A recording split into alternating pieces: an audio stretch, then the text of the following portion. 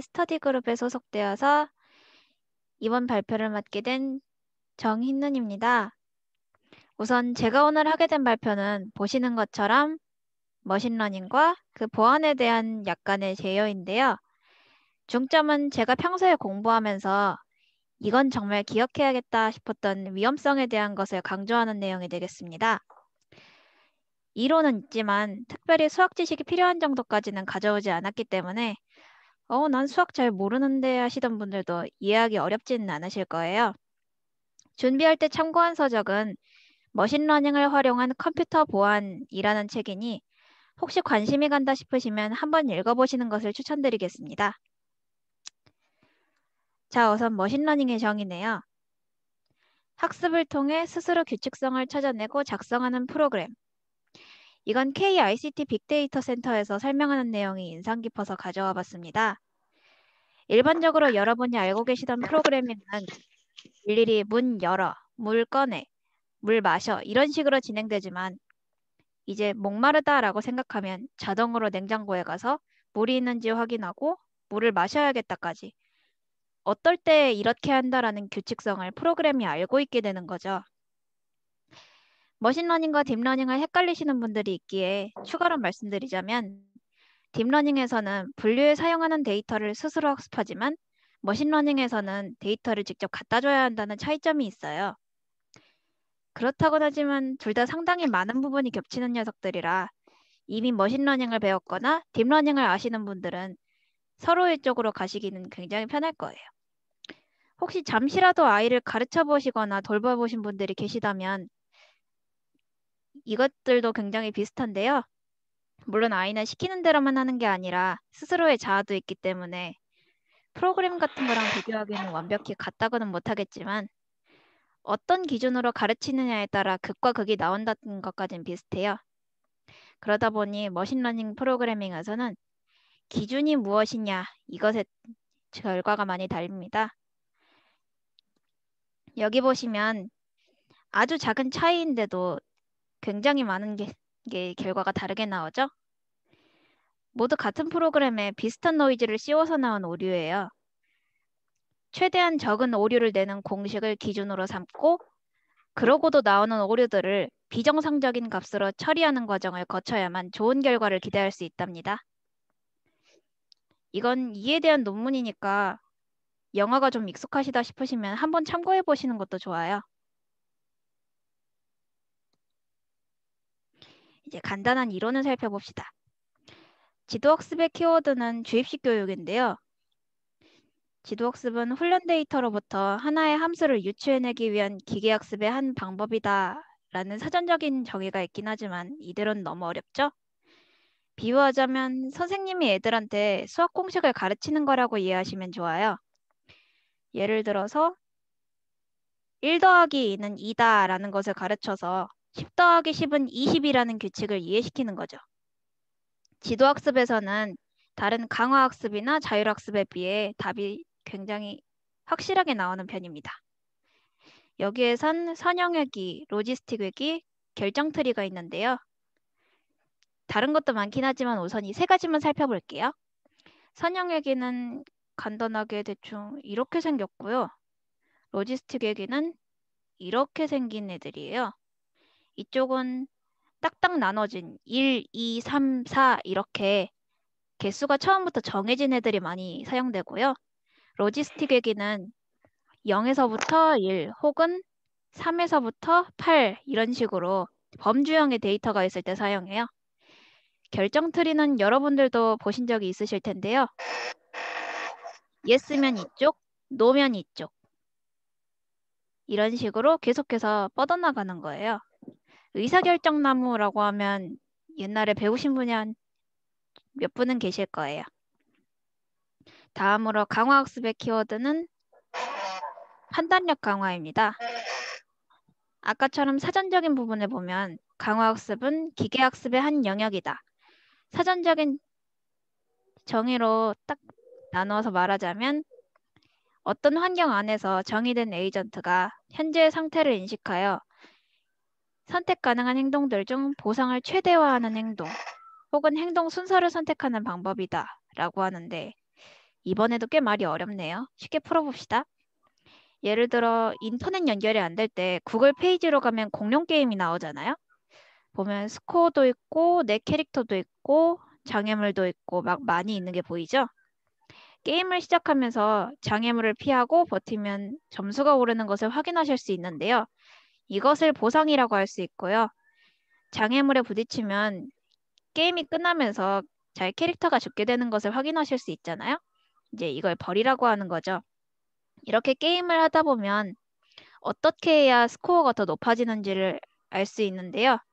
이러한 파악을 가능하게 하는 판단력이 강화돼요. 더 많은 보상을 받을 수 있는 정책이 바로 강화학습의 핵심이 되게 됩니다. 이러한 것들은 게임의 인공지능 플레이어 같은 걸 만드는 데 사용될 수 있어요. 예를 들어서 알파고가 굉장히 대표적이죠.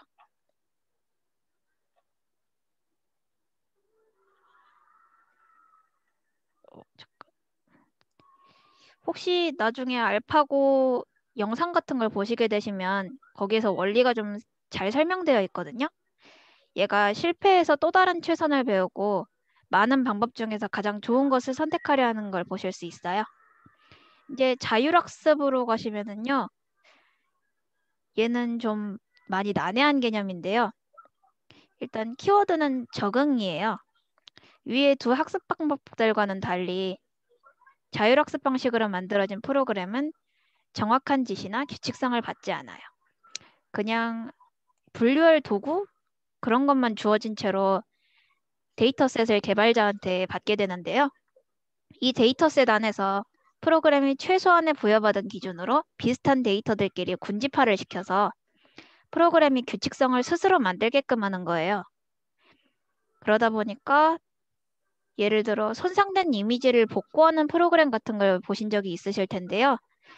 사진들이 어떤 색감, 어떤 고도에서 어떤 색이나 위치를 보이는지에 대한 데이터를 어떤 경우일 때 따라서 분류한 다음에 가장 보통의 값을 무엇인가를 구해오는 거예요. 그걸로 사진을 복원하는 거죠.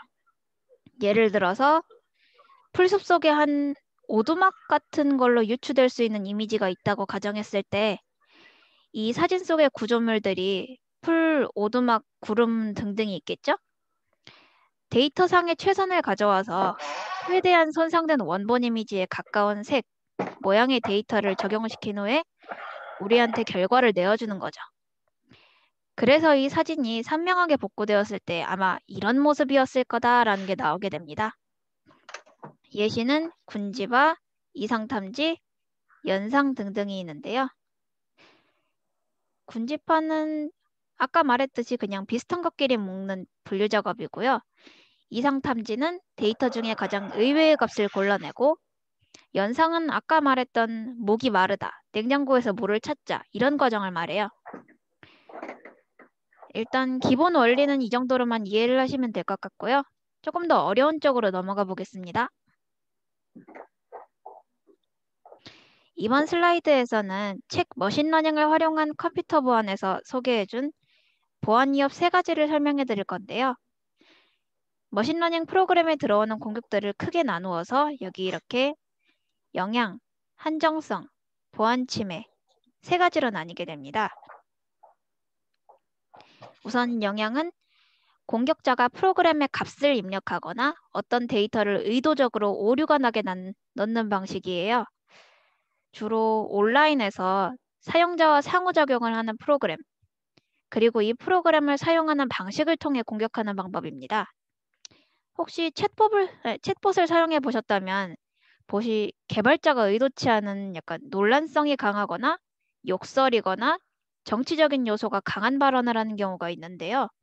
이런 것도 하나의 영향을 통한 공격이라고 보시면 됩니다. 프로그램을 정상적으로 사용하는 것이 아닌 의도적으로, 악의적으로 자신이 원하는 대로 동작하게 만드는 거죠. 다음에 있는 한정성은 영향과 비슷하긴 하지만 예측에 오류가 나게 만들거나 분류에 지장이 가도록 만드는 거예요.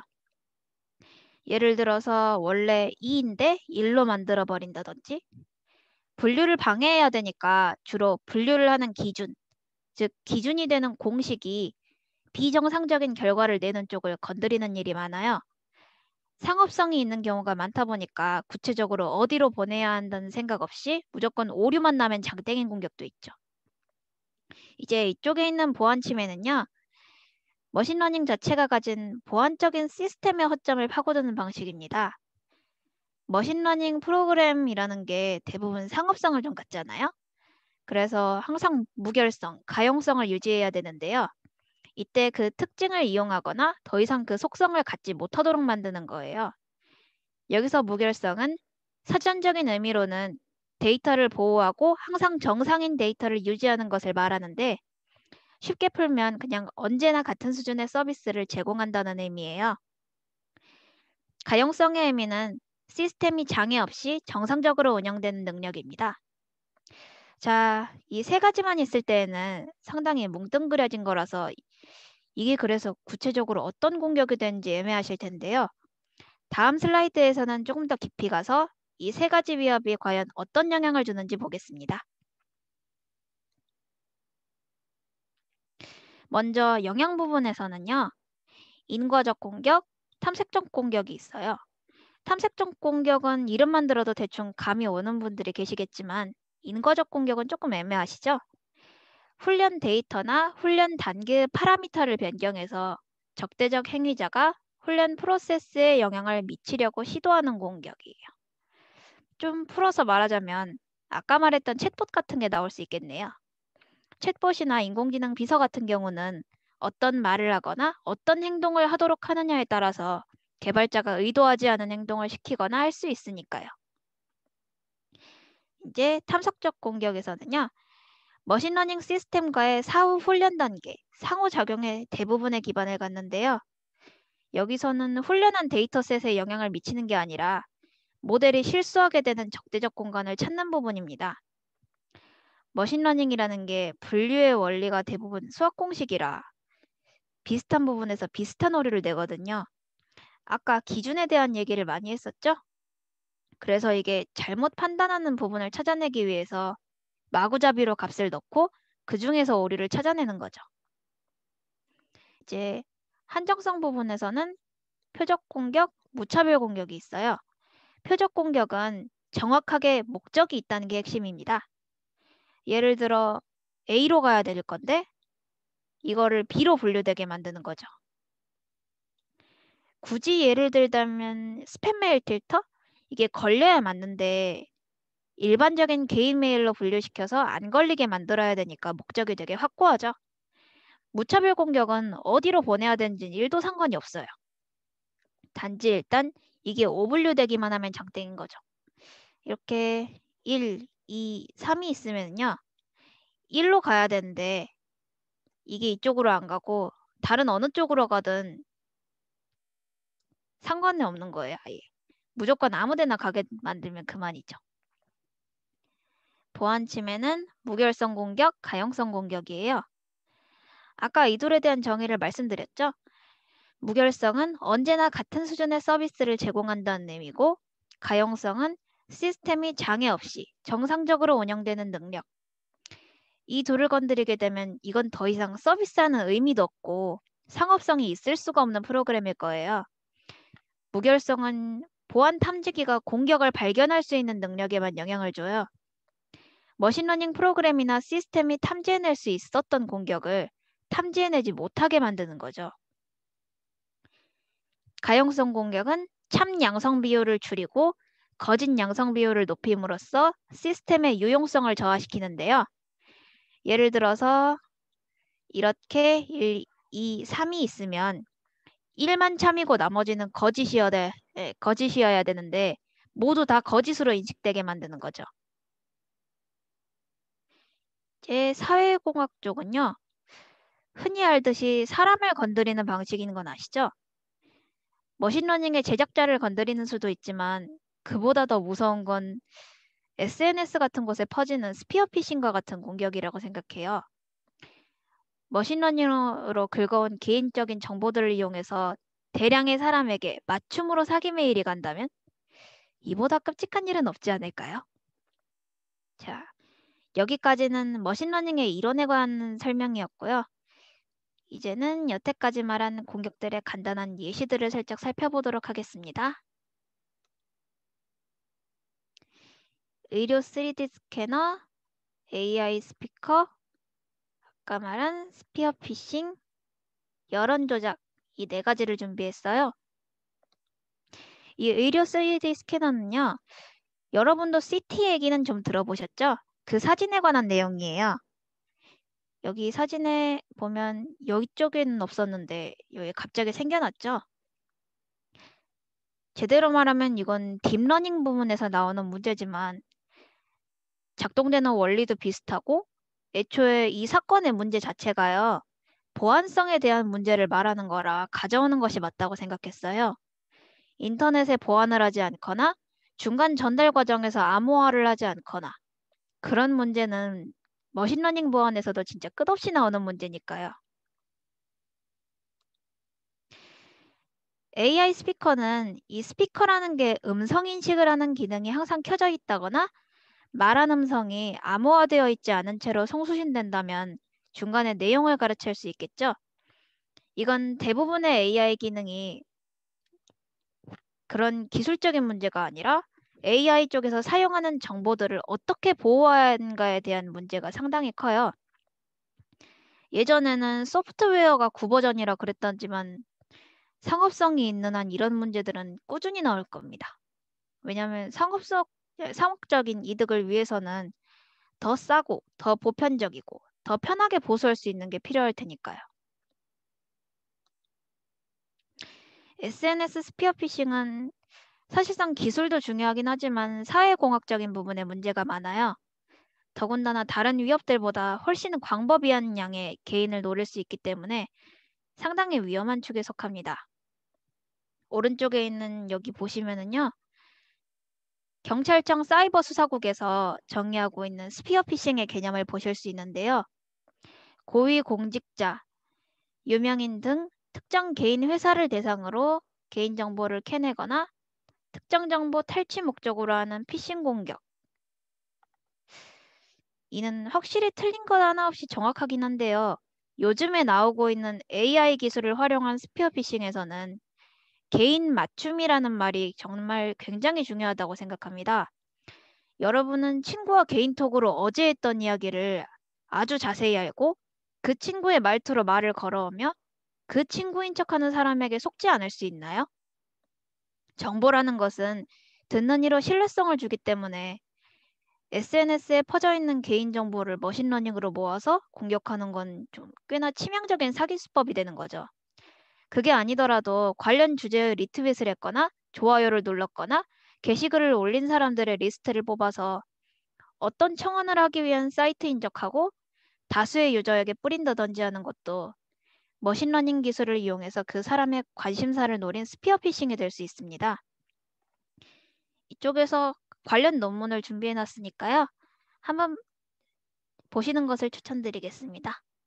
한국 쪽에서 한 거라 한국어예요. 영어 필요 없으니까요. 이제 AI 여론 조작은요. 여러분도 자주 보신 적이 있으셨을 거예요. 당장 이렇게 구글을 가셔가지고 AI 여론 조작을 검색해 보기만 해도 굉장히 많이 나오잖아요. 유튜브 댓글창이나 웹툰 댓글창만 조금 보더라도 물타기 같은 게 굉장히 많아서 사람이 원래 다수의 여론에 상당히 쉽게 흘러가다 보니 대량의 댓글들을 진짜 사람이 쓴 것처럼 써서 마구잡이로 올린다면 과연 흔들리지 않을 사람이 얼마나 될까 싶네요. 그럼 예시도 다 봤으니까 다음은 입문자분들이 머신러닝을 공부하실 때 도움이 될 만한 정보들을 알려드리겠습니다. 원래 머신러닝은 기본적으로 통계학 같은 수학이 굉장히 많이 필요한 학문인데요. 사실 간단한 머신러닝을 하거나 기본적으로 간단한 것들만 경험해보고 싶으실 때는 그닥 깊은 공부가 필요 없어요.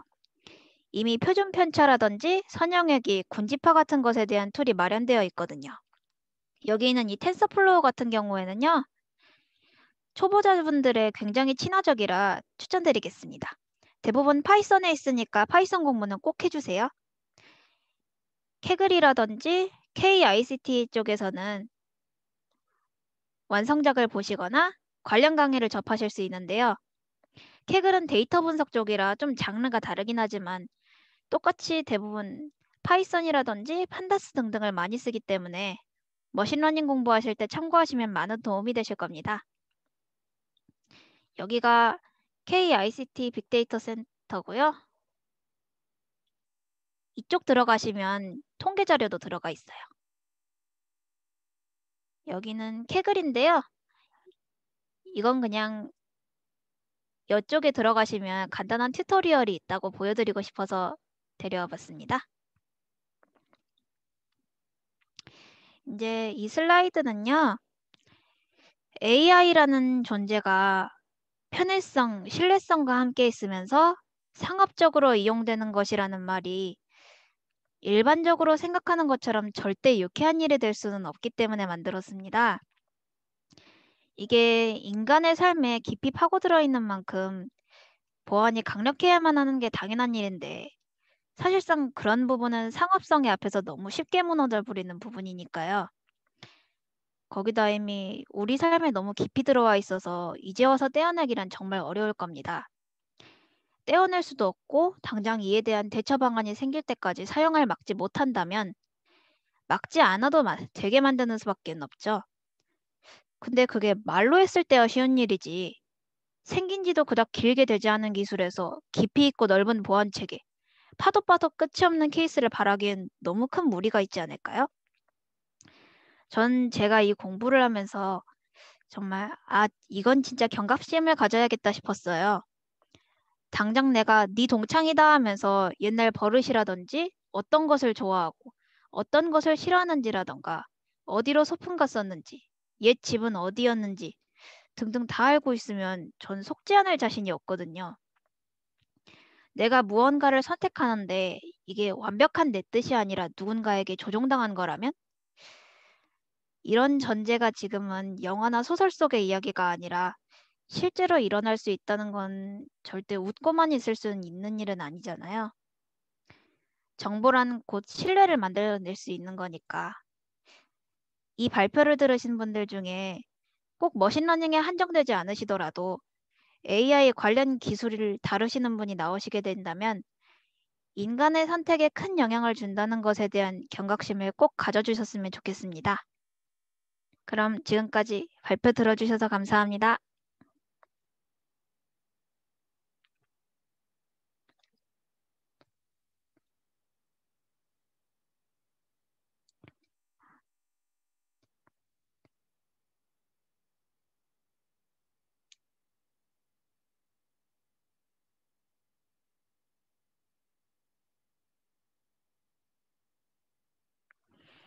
혹시 궁금한 거 있으신 분 계신가요?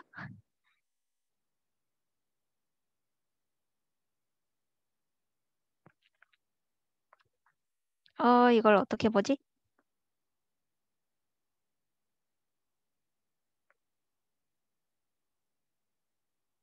예. 궁금한 거 있으신 분 없으시면 다시 보기는 나중에 영상이 올라올 거라서요. 그거 보시면 다시 보실 수 있으십니다. 네.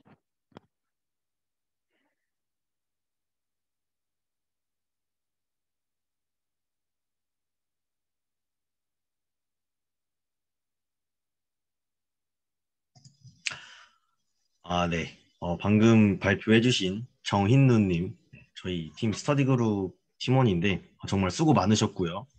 44분까지 질문 받고 44분부터 또 다음 발표 듣도록 하겠습니다. 잠시만요. 방금 파이썬 속도가 느린데 왜 머신러닝에 쓰시냐고 말씀해 주셨는데요. 보통 일반적으로 쓰는 프로그래밍 언어 같은 경우는 C 언어 같은 걸 기본적으로 많이 공부를 하시잖아요. 그쪽이랑 차이가 있는 게 꽤 있거든요. C 언어 쪽에서는 일일이 얘기를 해줘야 된다면 파이썬에서는 그걸 좀 생략해서 만드는 게 많아요. 느리긴 하지만 이게 자동화가 잘 되어 있는 거죠. 그래서 툴로 만들기가 굉장히 편해서 관련 것들이 굉장히 많이 정립되어 있어요.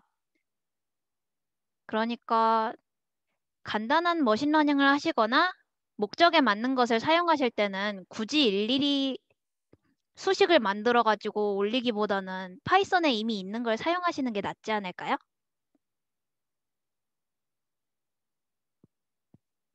수학에서 지금 혹시 학교를 다니고 계시다면 학교 공부를 하시는 게 정말 중요하다고 생각하고요. 굳이 제가 얘기를 해드리자면 나중에 대학 들어가서 이산수학이랑 통계학을 많이 배울 거예요. 특히 통계학을 굉장히 열심히 하셔야 돼요. 그 선영회계 같은 경우도 걔가 통계에서 제일 중요한 녀석이거든요. 가장 기본인데 가장 중요해요.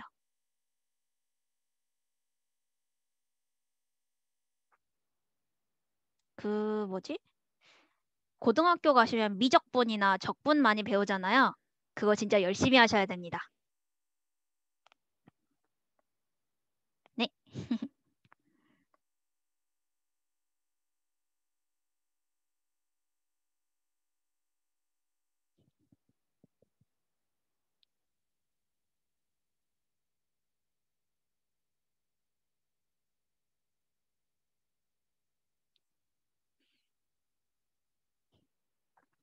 네. 저야말로 감사드립니다.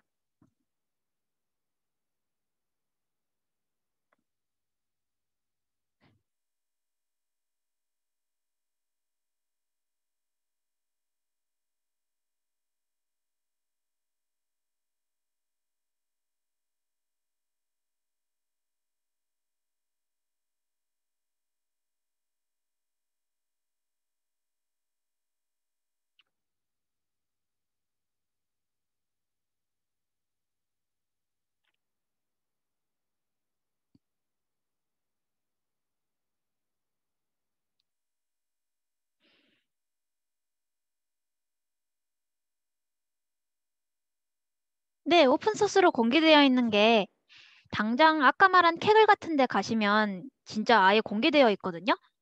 잠깐 보여드릴게요. 잠시만요.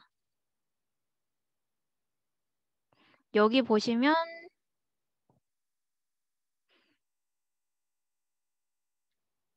어디 보자. 노트북 여기 가시면은요.